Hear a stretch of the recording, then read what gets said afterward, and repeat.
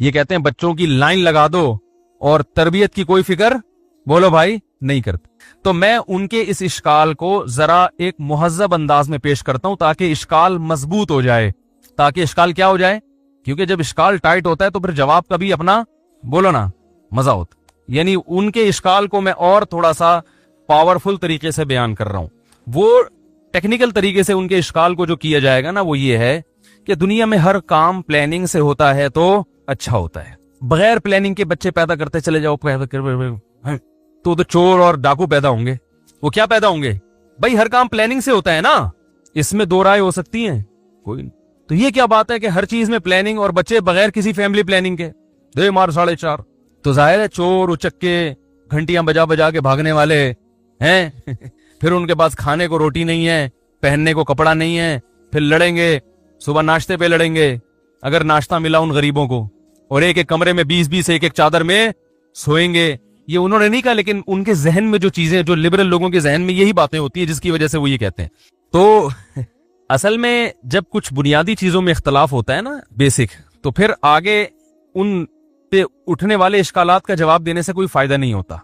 जब आप औलाद को एक बोझ समझना शुरू कर देते हैं तो फिर ये इश्काल बिल्कुल दुरुस्त है। लेकिन हम अकल से पूछते हैं और कुरान से पूछते हैं तो पता ये चलता है कि औलाद बोझ नहीं है, खुदा का तोहफा है, गिफ्ट है। गिफ्ट लेने में कोई प्लानिंग नहीं होती, गिफ्ट मिलने के बाद खर्च कैसे करना है, इस्तेमाल कैसे करना है, उसके लिए प्लानिंग की, बोलो भाई, जरूरत। कुरान के अल्फाज देखो, यहबु लिमन यशाउ इनासा, अल्लाह हिबा करता है जिसको चाहता है बेटियां। हिबा अरबी में, हिबा का जो उर्दू में तर्जुमा है तोहफा और गिफ्ट। यहबु अता करता है, हिबा करता है जिसको चाहता है बेटियां। वयहबु लिमन यशाउ, लिमन यशाउ ज़ुकूर, जिसको चाहता है बेटे गिफ्ट कर देता है। औ युज़व्विजुहुम ज़ुकरान व इनासा, जिसको चाहता है दोनों दे देता है। तो औलाद क्या है, गिफ्ट है, तोहफा है। क्यों तोहफा? इसलिए कि ये कमा के भी देगी आपको, आपकी तन्हाई भी दूर करेगी। इस पे जितना इन्वेस्ट होगा ना उससे ज्यादा ये आप पे लगाएगी। भाई किसी तिजारत में इन्वेस्टमेंट कम हो और प्रॉफिट ज्यादा हो तो वो तिजारत बोझ होती है या तोहफा होता है? अगर किसी ने कोई आपको ऐसा पैकेज लाके दिया, यार इतने पैसे लगाओगे इतने मिलेंगे, तो आप ये समझोगे ये मेरे पैसे मुझसे छीन रहा है, हो तौबा तौबा, कैसा नालायक आदमी है, ये तो तावान है। आप बोलोगे यार मेरे लिए ये पैकेज एक बहुत बड़ा गिफ्ट है, बहुत बड़ा तोहफा है। तो अल्लाह ने औलाद को तावान नहीं कहा, जुर्माना नहीं कहा, टेंशन नहीं कहा, बल्कि अल्लाह ने औलाद को क्या कहा है, गिफ्ट, तोहफा। जब तोहफा है, क्यों तोहफा है? इसकी अकली दलील ये है कि आप मुशाहिदा भी करके देखो, औलाद पे जितना इन्वेस्ट होता है उससे ज्यादा औलाद इंसान को फायदा पहुंचाती है, जिस्मानी भी, रूहानी भी, दुनियावी भी और उखरवी भी, आखिरत का भी, दुनिया का भी, हर लिहाज से। अभी मैं उस डिटेल में जाऊंगा तो बात लंबी हो जाएगी, ये तो मुशाहिदा है। तो अब मुझे एक और, हजरत जिब्रील अलैहिस्सलाम हजरत मरियम के पास आए। हजरत मरियम देख के डर गई कि ये कोई इंसान है। फरमाया ना ना ना ना, मैं अल्लाह का फरिश्ता हूं। ली अहबा लकी गुलामन ज़किया, आपको एक बेटा गिफ्ट करने के लिए आया हूं। जहां भी औलाद का लफ्ज आया, ये नहीं है कि एक मुसीबत आपके कंधे पर डल जाएगी जिसकी वजह से आप टेंशन में पड़ जाएंगी। हालांकि वो तो टेंशन में आ गई थी हजरत मरियम, लेकिन भाई नतीजे के लिहाज से, अंजाम के लिहाज से ये आपके लिए गिफ्ट ही साबित होगा। तो औलाद वक्ती तौर पर इंसान की जिम्मेदारियों को बढ़ा देती है, लेकिन नतीजे के लिहाज से, इंतहा के लिहाज से, रिजल्ट के एतबार से कितनी जबानें इस्तेमाल कर रहा हूं ताकि कोई भी जबान तो समझ में आए आपके, जो रिजल्ट उसका होता है वो बुरा नहीं होता, अच्छा होता है। इल्ला माशाअल्लाह कहीं कुछ उल्टा हो गया, वो तो हर चीज में, गाड़ी खरीदो तो तोहफा है ना, ये वो ठुक भी जाती है, मार भी देती है इंसान को। लेकिन अब इसका मतलब ये थोड़ी ये गाड़ी एक गिफ्ट नहीं है, या गाड़ी एक मुसीबत है। हाँ नेमत है लेकिन बन गई मुसीबत। वो तो हर चीज में, आप बंदूक खरीदते हैं, किसी ने आपको एक बंदूक गिफ्ट कर दी दुश्मनों से मुकाबले के लिए, बाज़ वो चल के खुद भी लग जाती है। तो हर गिफ्ट में इस बात का एहतमाल होता है कि नुकसान का सबब बन जाए। तो औलाद भी एक गिफ्ट है, मगर कभी कभार बिगड़ के उल्टा नुकसान पहुंचा देती है। इसका यह मतलब नहीं होता कि ये तोहफा नहीं है। तो कुरान ने इसको तोहफा कहा, अकल के लिहाज से तोहफा है। तो आप मुझे बताओ, कोई दुनिया में ऐसा बेवकूफ आपने देखा कि जिसके पास गिफ्ट आते हो तो प्लानिंग करके लेता हो कि इतने आएंगे, इससे ज्यादा मैं गिफ्ट है भाई नहीं लूंगा। किसी ने आपको गिफ्ट दिया लिफाफे में 50,000 रुपए डाल के, फिर आप शादी में गए, अपनी शादी में दोबारा चले गए। हमारे यहाँ ये भी एक पैकेज है, क्या आप अपनी शादी में दोबारा गए तो फिर दूल्हे को मिलते हैं ना पैसे। चलो आपकी वाली मिसाल देता हूं, ये वाली छोड़ देता हूं मैं। आप किसी शादी में गए, आप एक परेशान हुई किस किस्म की मिसालें दे रहे हैं भाई। आप शादी में गए, आपको किसी ने, बल्कि आपने दूल्हे को गिफ्ट दिया, लिफाफे में डाल के देते हैं, 5,000 का नोट आपने दूल्हा को दे दिया। दूसरी शादी में गए, वहां भी दूल्हा को दे दिया। वही पहले वाले दूल्हे के पास और भी लोगों ने गिफ्ट दिया। तो दूल्हा क्या प्लानिंग करके बैठा होता है कि इतने गिफ्ट लूंगा, इससे ज्यादा है भाई नहीं लूंगा। भाई जो गिफ्ट है वो तो जितना आ जाए अच्छा है। किसी और वजह से इनकार कर दे तो एक अलग बात है कि वो समझता है कि आप उस पर एहसान जितला रहे हैं, तो फिर मैं ताल्लुक यानी एहसान जितलाएंगे इसलिए मना कर दे। लेकिन हकीकत में अच्छा और छोड़ो, आपको कंपनियां बोनस देती हैं, वो भी तो एक किस्म का गिफ्ट होता है ना। कंपनी डबल बोनस दे दे, हर महीने बोनस देना शुरू कर दे। आप कहोगे इस बोनस की तो मैंने पहले से कोई प्लानिंग की भी नहीं है, ऑन आते चल लाइन लगा दूं पैसों की, क्या है, क्या मैं गिफ्ट की लाइन लगवा दूं बगैर किसी प्लानिंग के, मेरे घर तोहफे आते रहे हैं और पैसे आते रहे। ये नहीं हो सकता भाई। भाईजान आप अगर अक्लमंद होगे, आप कहोगे भाई जो नेमत है वो तो जितनी आ जाए आ जाए, आने के बाद उस नेमत का सही इस्तेमाल क्या है, इसके लिए प्लानिंग करनी है। इसके लिए क्या करनी है, जब दूल्हा घर जाता है ना, इतने सारे गिफ्ट, इधर पैंट में भी देख रहा होता है, ये वाले वो जो फलाने दिए थे, इसमें देखूं लिफाफे में कितने पैसे हैं, अरे 5,000 का नोट निकला, उल्टी पैंट में हाथ डाला, वो तो शेरवानी पहन के जाता है, इधर पगड़ी के नीचे भी छुपाए हुए होते हैं उसने कुछ, हाँ तो ठीक है। वो सारे घर जाके लिफाफे खोलते हैं, देखता है भाई माशाल्लाह जितने वलीमे पे खर्च हुआ था उसका डबल मिल गया है अल्हम्दुलिल्लाह। तो फिर प्लानिंग करता है यार इसको तमीज से खर्च करना है, पान गुटके में नहीं उड़ाना। हाय हाय हाय, इतने पैसे चमूनी आपा के पास रखवा दो, इतने पैसे बैंक में जमा करवा दो। भाई कोई चमूनी आपा ना हो यार बयान सुन रही हूँ, अल्लाह का वास्ता, वो बस मेरी बड़ी बहन ही की तरह होंगी जो भी है, क्योंकि मैं तो कोशिश करता हूँ ऐसा नाम मार्केट में लेकर आऊं जो चल नहीं रहा। हमारे जमाने में चमूनी आपा टाइप की औरतें हुआ करती थी, अब तो नहीं मिल रही। वही महल्ले में होती है ना बड़ी, जो सबका घरों में जाना, उनका ख्याल व्याल करना, मुखबरियां करना, हर महल्ले में कुछ 2-4 इस किस्म की खवातीन होती हैं, ठीक है ना।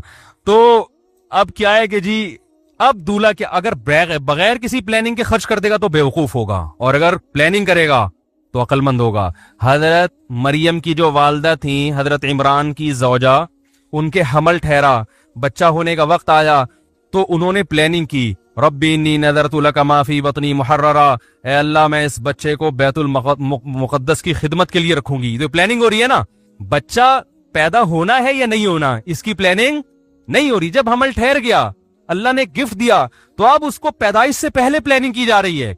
हमारे यहाँ उल्टा हो रहा है, प्लानिंग की जा रही है कि बच्चे का होना है कि नहीं होना, इसकी तो प्लानिंग हो रही है, लेकिन जब हो गया फिर कोई प्लानिंग किसको बनाना क्या है भाई, क्या बनाना है, क्यों पैदा हुआ ही है क्या बनाना है इसको आपने। इतनी भी प्लानिंग नहीं होती कि चलो डॉक्टर ना बनाओ, इंजीनियर ना बनाओ, प्रोफेसर ना बनाओ, इंसान का बच्चा तो बना दो, इसकी भी प्लानिंग नहीं होती। तो चोर डाकू उचक्के इसलिए पैदा नहीं होते कि बच्चे ज्यादा होते हैं, वो इसलिए डाकू बनते हैं कि पैदा होने के बाद वालदैन की तरफ से कोई प्लानिंग नहीं होती। तो जिन वालदैन का बच्चों की तरबियत की प्लानिंग का इरादा नहीं है, हम उनसे नहीं कहते कि आप बच्चे पैदा करें, हम कहते हैं ये नेमत उसी को मिलनी चाहिए जो उनकी तरबियत की प्लानिंग भी करे, और उसको ज्यादा मिलनी चाहिए।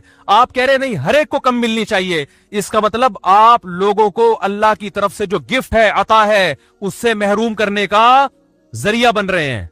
काश कोई और जबान भी मुझे आती तो मैं उस जबान में भी आपको समझा देता। अल्लाह के बंदो, नस्ल मत रोको, बहुत नुकसानदेह, खुदा की कसम औलाद की कसरत, इससे बड़ी नेमत अगर कोई होती तो अल्लाह पैगंबरों को वो नेमत देता, औलाद वाली नेमत ना देता।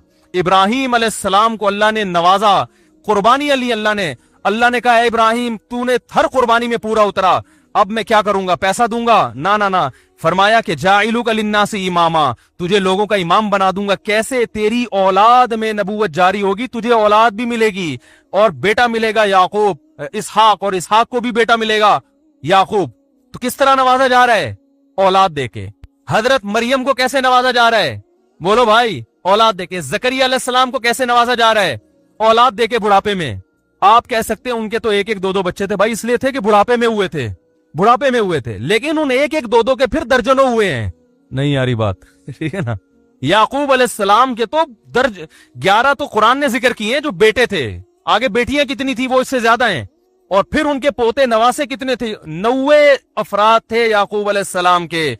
जब वो मिस्र से, जब वो शाम से हिजरत करके मिस्र गए हैं। और एक अजीब बात यह है कि ये कायनात बनी किसके लिए? इंसानों के लिए। दुनिया में कोई जानवर ऐसा जिसकी नस्ल रोकने की बात होती है? जिसके लिए कायनात बनी है उसको रोका जा रहा है। और जो इंसानों के लिए बने हैं, जो इस मकसूद कायनात नहीं है, वो दे मार 4.5, उनको तो टीके लगा लगा के अंडे निकाले जा रहे हैं। ये जो फार्मी मुर्गी अंडे दे रही है, ये गन पॉइंट पे दे रही है।